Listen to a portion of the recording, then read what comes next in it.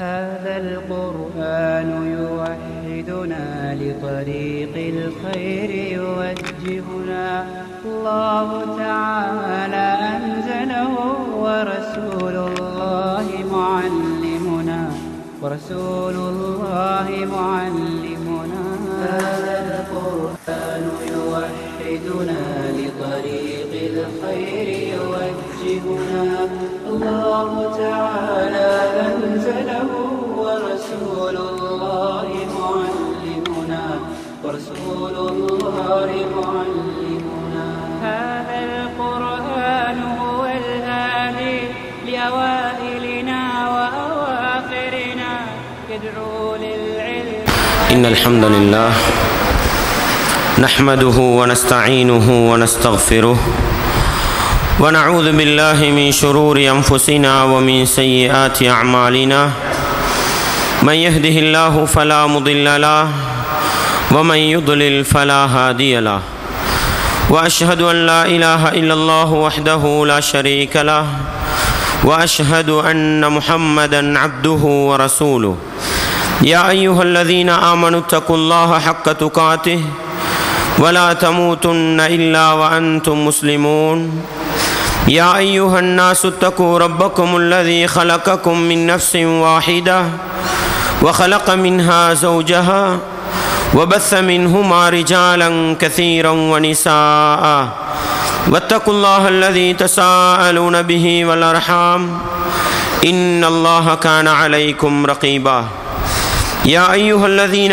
آمنوا اتقوا الله وقولوا قولا سديدا يصلح لكم أعمالكم ويغفر لكم ذنوبكم ومن يطع الله ورسوله فقد فاز فوزا عظيما أما بعد فإن أصدق الحديث كتاب الله وخير الهدي هدي محمد صلى الله عليه وسلم وشر الأمور محدثاتها وكل محدثة بدعة وكل بدعة ضلالة وكل ضلالة في النار.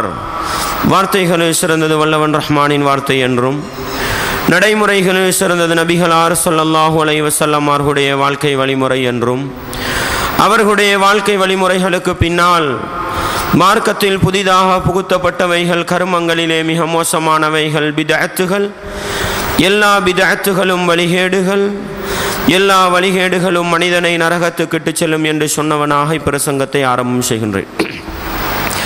அன்பார்ந்த இஸ்லாமிய சகோதரர்களே, அல்லாஹுவின் நல்லடியார்களே,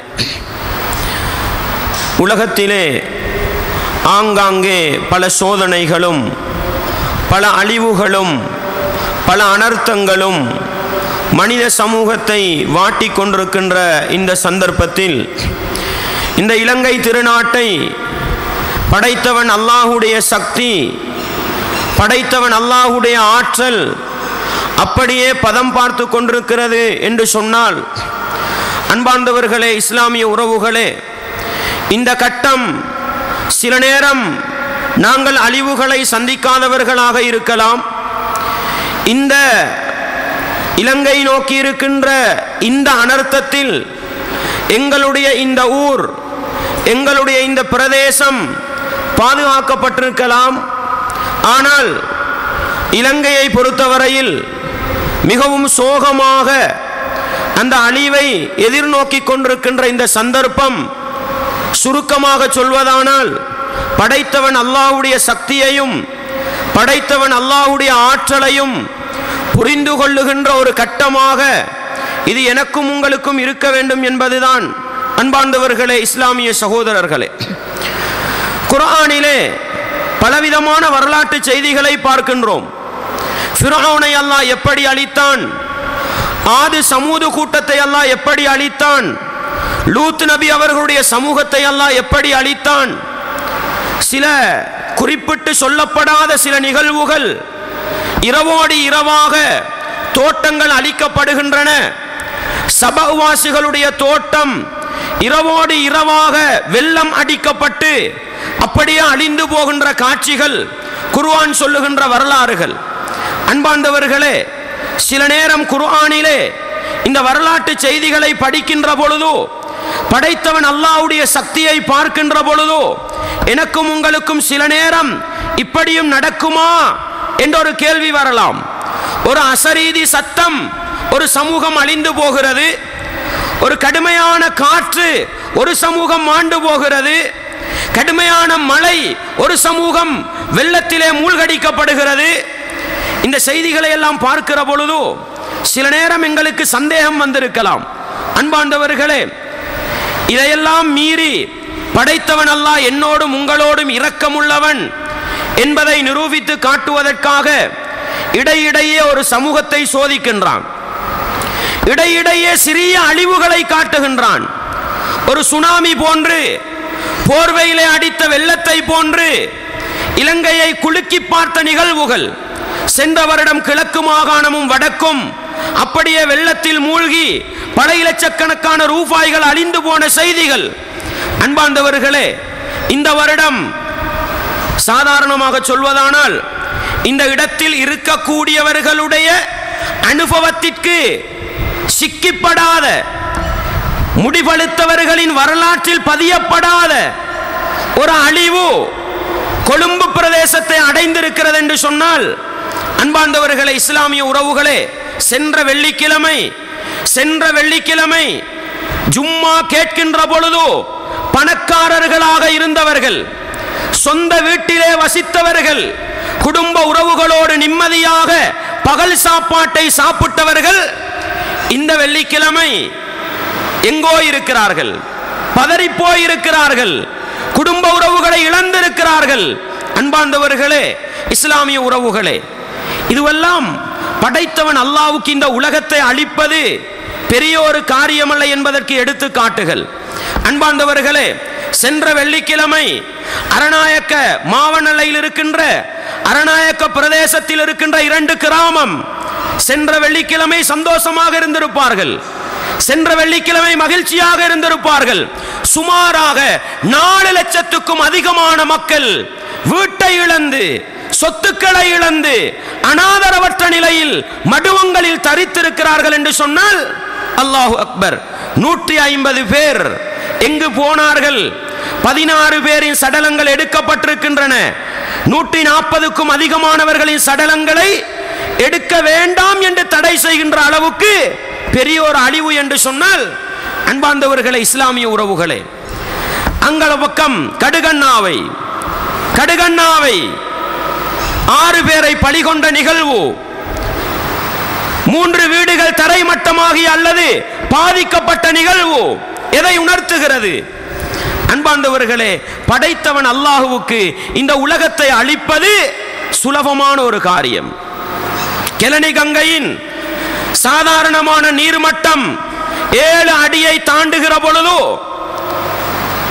7.3 தொடுகிற பொழுதோ அந்த பிரதேசம் அப்படியே மல்வானை தொட்டு, அவிசாவளை தொட்டு, கொழும்பு வெள்ளம்பிட்டி வரையில் வெள்ளம் அடித்திருக்கிறது என்றால் 7.8 அளவுக்கு உயர்ந்தால், 7.8 அளவுக்கு உயர்ந்தால், மாளிகாவத்தை என்றால் கொழும்புடைய மைய பகுதி அதுவரைக்கும் தாழும் என்று சொன்னால், அன்பார்ந்தவர்களே, இஸ்லாமிய உறவுகளே, படைத்தவன் அல்லாஹ்வுக்கு இந்த உலகத்தை உருட்டி போடுவது பெரிய ஒரு காரியம் அல்ல.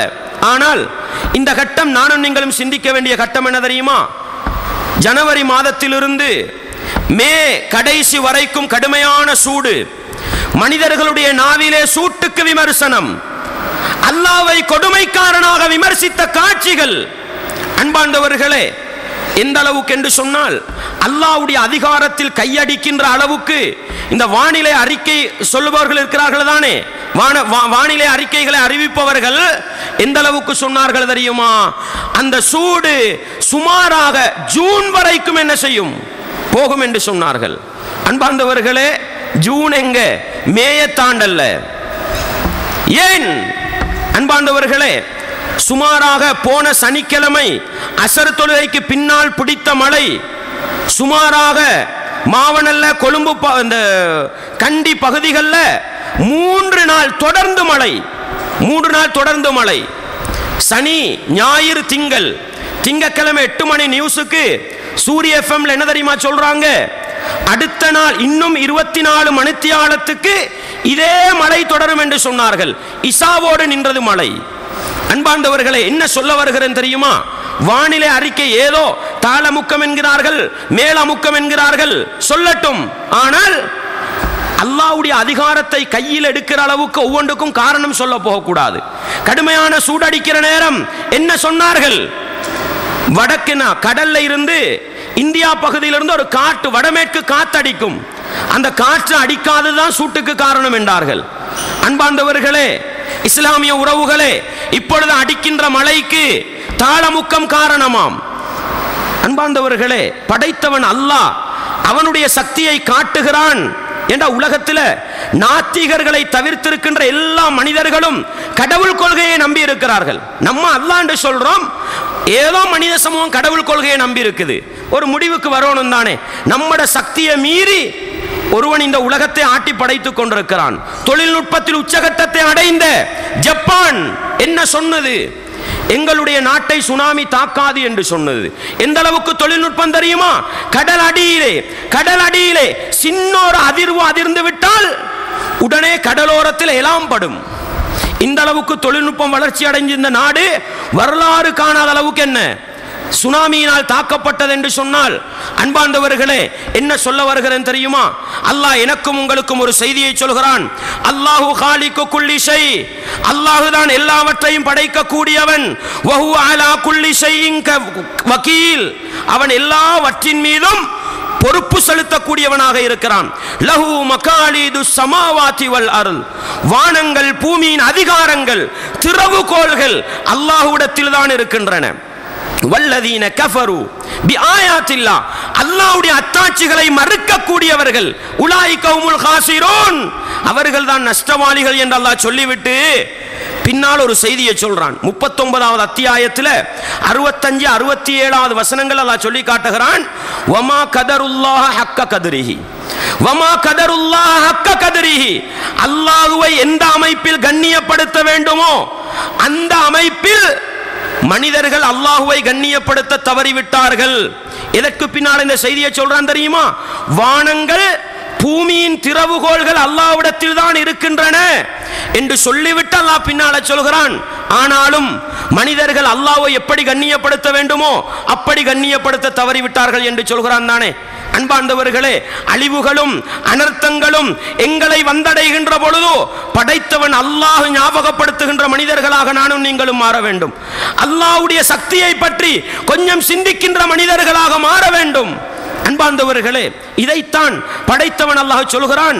மனிதன் அல்லாஹ்வை முறையாக கண்ணியப்படுத்தவில்லை. எனவே வானங்கள் அதனுடைய இயற்கை தன்மைக்கு அப்பால் படைத்தவன் அல்லாஹ்வுடைய கட்டளையை நிறைவேற்றுகின்ற பொழுது, பூமி அதனுடைய இயற்கைக்கு அப்பால் படைத்தவன் அல்லாஹ்வுடைய கட்டளையை நிறைவேற்றுகிற பொழுது படைத்தவன் அல்லாஹ் அவனுடைய சக்தியை காட்டுகிறான் என்று எங்களை நாங்கள் மாற்றிக்கொள்ள வேண்டும்.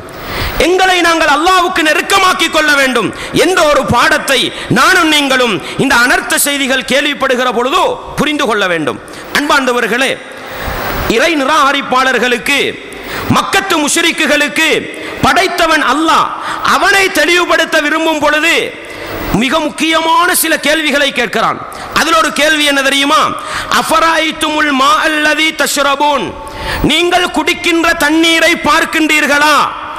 அன்தும் அன்சல்துமூஹு, அதை நீங்களா இறக்கினீர்கள்? மினல் முஸ்னி, மேகங்களிலிருந்து நீங்கள் இறக்கினீர்களா? அம் நஹ்னுல் முன்சிலூன், அல்லது நாங்கள் இறக்கினோமா என்று அல்லாஹ் கேட்கிறான். பாருங்கள், இது சூரத்துல் வாக்கியாவின் 68வது வசனம் 69வது வசனம். அன்பார்ந்தவர்களே, இது படைத்தவனை மறந்து வாழுகின்ற, இறை நிராகரிப்பிலே ஈடுபடுகின்ற அந்த மனித சமூகத்தை நோக்கி அல்லாஹ் கேட்ட கேள்வி. வானத்திலிருந்து மேகத்திலிருந்து மழையை இறக்குவது நீங்களா அல்லது நாங்களா? அன்பார்ந்தவர்களே, மழை உண்மையிலே ஒரு அற்புதம் சகோதரர்களே, உண்மையிலே ஆச்சரியம் சகோதரர்களே. நீங்கள் இந்த காலி பகுதியில் இருந்து வானத்தை அப்படியே தலையை உயர்த்தி பார்த்தால் முழு பகுதியும் இருண்டு போய் இருக்கிறது. எங்கே மழை பொழியுமோ எங்கே மழை பொழியுமோ என்றால் காலி டவுனுக்கு மழை பெஞ்சுக்கிட்டு இருக்கும், இந்த சோழ பகுதிக்கு மழை பெய்யாது. இரும்புற பகுதிக்கு மழை பெய்யும், கராப்பிட்டிக்கு மழை பெய்யாது. அன்பார்ந்தவர்களே, படைத்தவன் அல்லாஹ் இந்த வானத்தை, மேகங்களை தன்னுடைய கைக்குள் வைத்துக் கொண்டு எந்த பகுதிக்கு தண்ணீர் சொட்டுக்கள் விழ வேண்டுமோ அந்த பகுதிக்கு விழச் செய்கிறான். சென்ற வருடம் கிழக்கையும் வடக்கையும் ஆட்டி படைத்த வெள்ளம் இந்த வருடம் எங்கே எதிர்பார்க்க மாட்டோமோ அந்த கொழும்பு பகுதியை ஆட்டி படைக்கிறது என்று சொன்னால், அன்பார்ந்தவர்களே, படைத்தவன் அல்லாஹ் நினைக்கிறது நடக்கும். சில நேரம் நம்ம நினைக்கலாம் நமக்குண்ட ஒரு அனர்த்தமுமே வாரதில்லை, நம்ம ஏரியாக்குண்டா வெள்ளமும் வாரதில்லை, பூமி அதிர்ச்சியும் வாரதில்லை, சூறாவளியும் வாரதில்லை. அன்பார்ந்தவர்களே, ஒரு சில வருடங்களுக்கு முன்னால் நான் நினைக்கிறேன் 2004 கால பகுதியில் போர்வையை அடித்தது வெள்ளம். மக்கள் எதிர்பார்த்தார்களா? எங்கிருந்து தண்ணி வந்தது? அன்பார்ந்தவர்களே, படைத்தவன் அல்லாஹுவுக்கு நினைத்தால் எங்களை அப்படியே பூமுக்குள் உள்வாங்குவதும் அவனுக்கு சுலபமான காரியமல்ல என்பதை இந்த மாதிரி கட்டங்களில் நானும் நீங்களும் புரிந்து கொள்ள வேண்டும். அன்பார்ந்தவர்களே, முடியுமா? நாங்கள் எத்தனையோ சுற்றுப்பயணங்கள் போகிறோம், எத்தனையோ ஊர்வலங்கள் போகிறோம். முடியுமாக இருந்தால் ஒரு வாகனத்தை எடுத்துக்கொண்டு இந்த ஹைவேல போய் கொஞ்சம் கடுவளையில இருந்து அப்படியே ஒரு எட்டி பாருங்க. எந்த அளவு தாண்டு இருக்கிறது, எந்த அளவு கழிந்திருக்கிறது, சொத்துக்கள் செல்வங்களின் நிலை என்ன, மக்கள் வசித்த வீடுகளின் நிலை என்ன? நாளைக்கு இதே நிலைமை நமக்கு வரலாமே, படைத்தவன் அல்லாஹ்வை நெருங்கி வாழ வேண்டுமே என்ற அந்த உணர்வை மாத்திரம் வைத்துக் கொள்வோம் சகோதரர்களே. வெள்ளம்பட்டி மக்கள் சொல்லக்கூடிய செய்தி என்னண்டா, கிட்டத்தட்ட தண்ணி ஒரு நாள் 2 நாள் கூடிக்கிட்டே இருந்தது. மக்கள் பார்த்தாங்க இப்ப வத்தும் என்றால் வளமையா கூடிட்டு குறைகிறது தானே. கடைசிக்கு நிலைமை என்ன தெரியுமா? ஒவ்வொருவரும் அவரவர்களுடைய வீட்டுக்குள் சிக்கிக் கொண்டார்கள். ஏன்? திடீரென்று கிளனி கங்கையுடைய தண்ணீர் மட்டம் கூடினா முழு ஏரியாவுக்கும் தண்ணீர் கூடிச்சுது. எந்த அளவுக்குண்டா, ஒரு லேடிஸ் அரபு மதரசா 60 மாணவிகளை கொண்ட மதரசா. ஏன் அவங்க அதுக்கு இருந்தாங்க? இப்ப வத்தும் தான் இருந்தாங்க, இல்லைன்னா ஓடி வர இருந்ததே. அப்படித்தானே? தண்ணி இப்ப குறையும் இருந்தாங்க, திடீர்னு கூடிட்டது. கழுத்து வரைக்கும் வந்தா இருக்கலாம், அதுக்கு மேல கூடினா என்ன செய்யறது? உயிராபத்து. அன்பார்ந்தவர்களே, இஸ்லாமிய உறவுகளே, இதுவெல்லாம் நம்மளுடைய இடத்துக்கு வந்தது போன்ற ஒரு சிந்தனை. அந்த அழிவுக்குள் நாங்களும் சிக்கிவிட்டோம், எங்களை நாங்கள் மாற்றிக்கொள்ள வேண்டும். படைத்தவன் அல்லாஹ் என்னை அழிப்ப நினைத்து விட்டால் பெரிய ஒரு காரியம் அல்ல என்ற அந்த ஈமானை வெளிப்படுத்திக் கொள்கிற ஒரு கட்டம் தான் இந்த கட்டம் என்பதை நானும் நீங்களும் மறந்துவிடக் கூடாது. அன்பார்ந்தவர்களே, இஸ்லாமிய உறவுகளே, அடுத்த கட்டம் அல்லாஹ்வுடைய சக்தி. வெயில் அடித்தாலும் சரி, மழை பொழிந்தாலும் சரி, கூதல் அடித்தாலும் சரி, சூடடித்தாலும் சரி, ஒன்றை விளங்கிக் கொள்ள வேண்டும், அல்லாஹ்வுடைய அந்த சக்தியை ஏசுகின்ற மனிதர்களாக நானும் நீங்களும் இருக்கக்கூடாது. சென்ற வியாழக்கிழமை புதன்கிழமை நான் ஒரு பள்ளிக்கு போறேன். லுகருடைய நேரம் திடீர்னு மழை பெய்ய ஆரம்பிச்சது. ஒரு நிமிஷத்துக்கு கடுமையான மழை. அப்ப பள்ளிக்கு பக்கத்துல ஒரு மாற்று மத சகோதரர் அப்படி அவர் ஆட்டவ நிப்பாட்டிக்கிட்டு இருக்கிறாரு மாவனல்லையில. மழை பொழியுது. அவர் எனக்கிட்ட சொல்லி ஏசுறாரு, பாருங்களேன், இன்னும் அரணாயக்கையில மக்கள் தாண்ட முடியல, அதுக்கடையில மழையா? அன்பார்ந்தவர்களே, கொஞ்சம் சிந்தித்து பாருங்கள், இது படைத்தவன் அல்லாஹ்வை கோபமூட்டுமா இல்லையா? நபிகளார் சொன்னார்கள் தானே, யூதீனி இப்னு ஆதம், ஆதமுடைய மகன் என்னை ஏசுகின்றான், என்னை நோவினை செய்கிறான், என்னை கஷ்டப்படுத்துகிறான், யசுப்பு தஹர், அவன் காலத்தை ஏசுகிறான் என்று சொன்னார்கள். அன்பார்ந்தவர்களே, மனிதன் காலத்தை ஏச ஏச படைத்தவன் அல்லாஹ்வை கோபமூட்டி கொண்டிருக்கிறான். அல்லாஹ்வே சொல்வதாக ரசூலுல்லாஹ் சொன்னார்கள். ஏன்? நான் தான் காலத்தை இயக்கி கொண்டிருக்கிறேன், இரவு பகலை நான் தான் மாற்றி மாற்றி கொண்டு வந்து கொண்டிருக்கிறேன். ஒரு மனிதன் காலத்தை ஏசுகிறானா, மழையை திட்டுகிறானா, வெயிலை ஏசுகிறானா, படைத்தவன் அல்லாஹ்வை குறை சொல்லுகிறான், படைத்தவன் அல்லாஹ்வை நோவினை செய்கிறான். அன்பார்ந்தவர்களே, கடுகண்ணாவையிலே ஒவ்வொரு மனிதனுக்கும் சோதனை வரும். கடுகண்ணாவையிலே பல முஸ்லிம்கள் மரணித்து போனார்கள். அவர்களுடைய ஜனாசா தூக்கப்படுகிற நேரம் அந்த வீடியோ கிடைத்தால் கொஞ்சம் போட்டு கேட்டு பாருங்கள். பெண்கள் ஒப்பாரிவை தழுகின்ற காட்சி, பெண்கள் ஒப்பாரிவை தழுகின்ற காட்சி. அன்பார்ந்தவர்களே, இஸ்லாமிய உறவுகளே, ரசூலுல்லாஹ் ஸல்லல்லாஹு அலைஹி வஸல்லம் உடைய மகன் இப்ராஹிம் அவர்கள் மரணித்த பொழுது நபிகளாருடைய கண்ணிலிருந்து கண்ணீர் சொட்டுக்கள் வடிகின்றன. என்ன சொன்னார்கள்? எங்களுடைய உள்ளம் கவலைப்படுகிறது, கண்கள் கண்ணீரை வடிக்கின்றன, எங்களுடைய நாவிலிருந்து அல்லாஹ் விரும்பாத வார்த்தைகளை பேச மாட்டோம் என்று சொன்னார்கள்.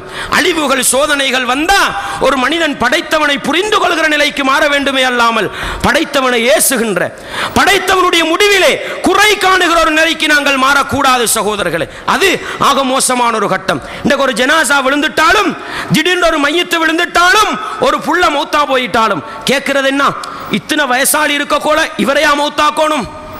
குடும்பத்தில் இவ்வளவு வயசாளிகள் இருக்கும் பொழுது இந்த புள்ளையவா எடுக்கணும்? இதெல்லாம் சாதாரண வார்த்தை அல்ல.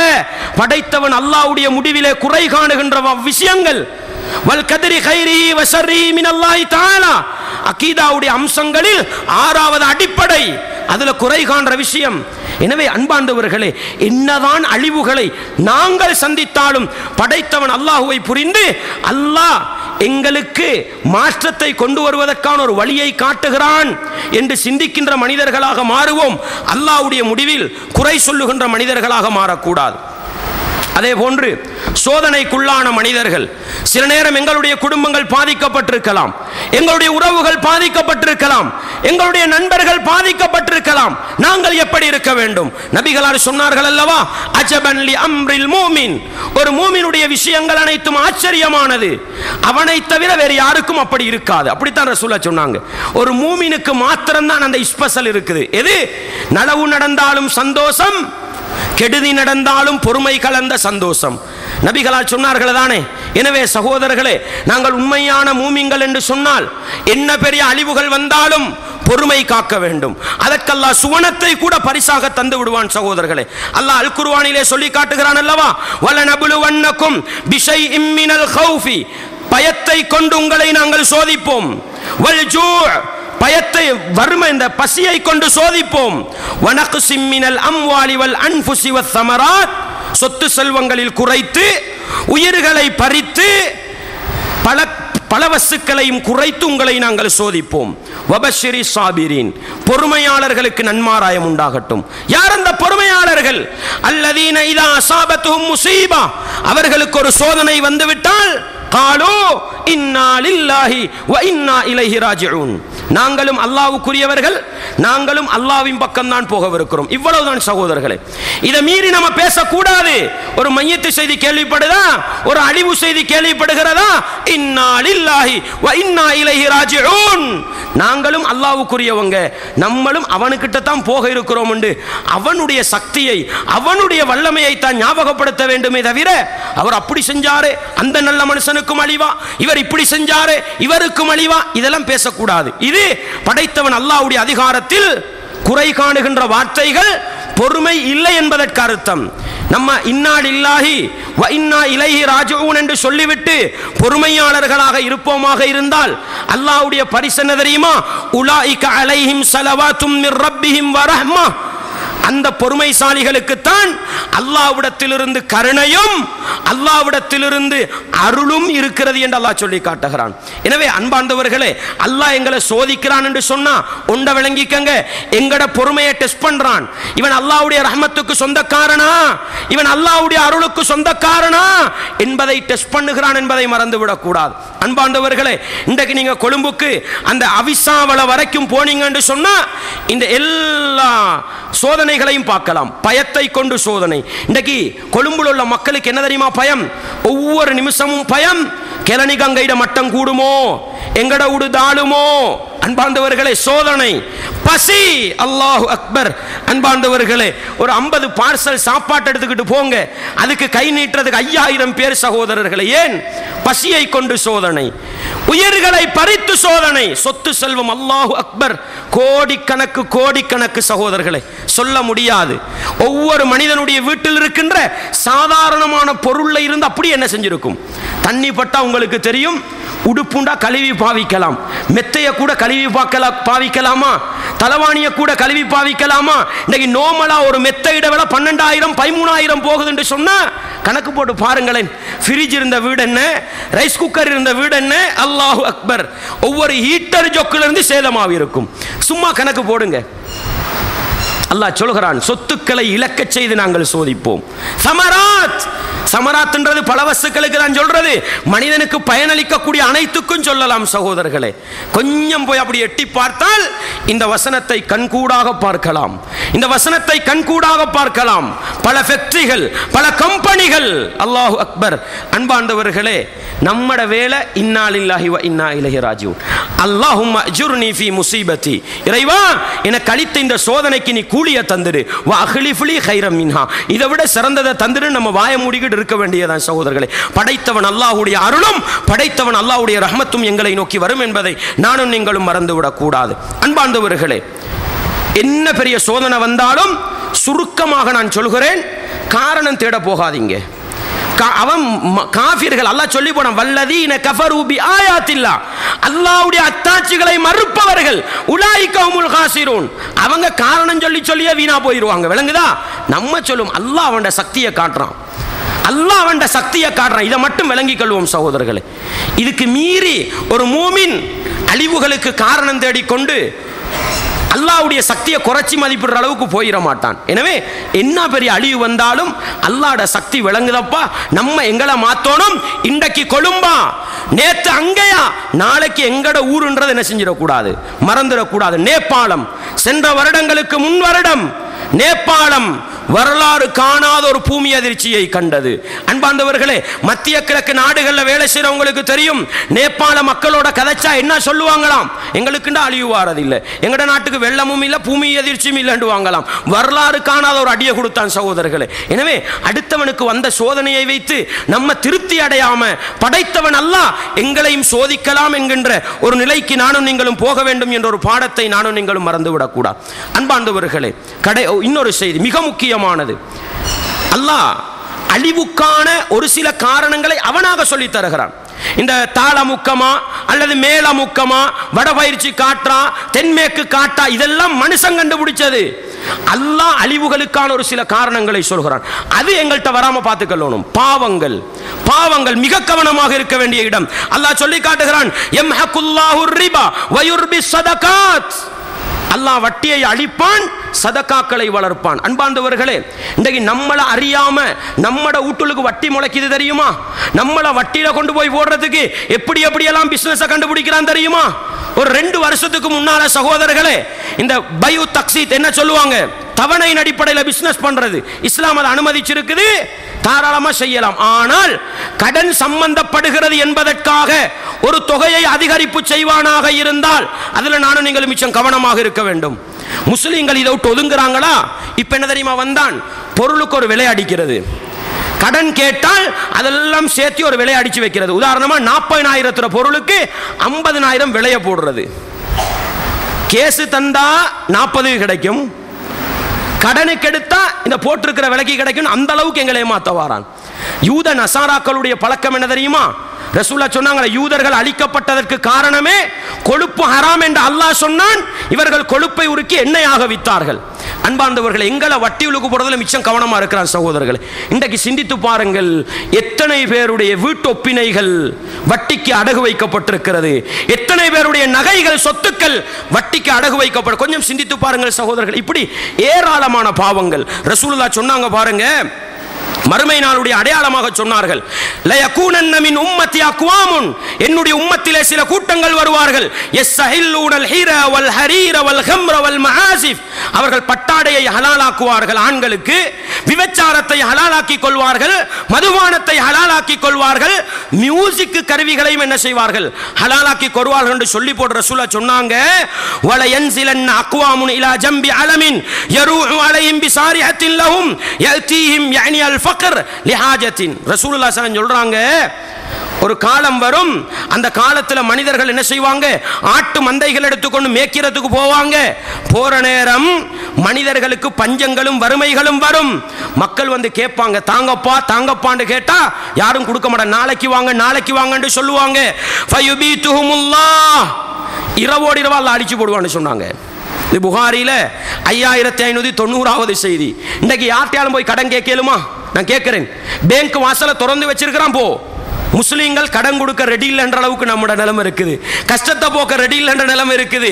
ரசூலுல்லாஹ் சொன்னாங்க, ஒரு காலம் வரும், கேட்டு வந்தா கொடுக்க மாட்டாங்க, நாளைக்கு வாங்கன்னு சொல்லுவாங்க, இரவோடு இரவா அளிக்கப்படும் சொன்னாங்க. எனவே அன்பார்ந்தவர்களே, பாவங்கள் அதிகரித்து வருகின்ற காலங்களில் ரசூலுல்லாஹ் சொன்னாங்க, நல்லவர்கள் இருந்தாலும் பாவம் மிகைத்து விட்டால் அழிவு வரும் சொன்னாங்க.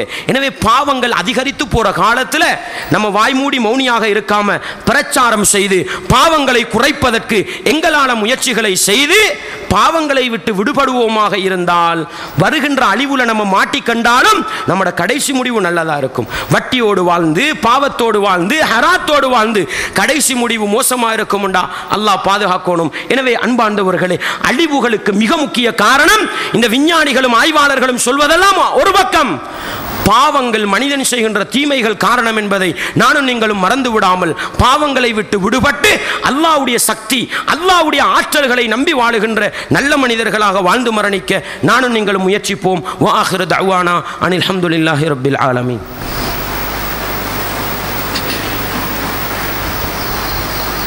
அல்ஹம்துலில்லாஹ் வஸ்ஸலாத்து வஸ்ஸலாமு அலா ரசூலில்லாஹ் வ அலா ஆலி ஹிஸ்பில்லாஹ். அம்மா பஅத்.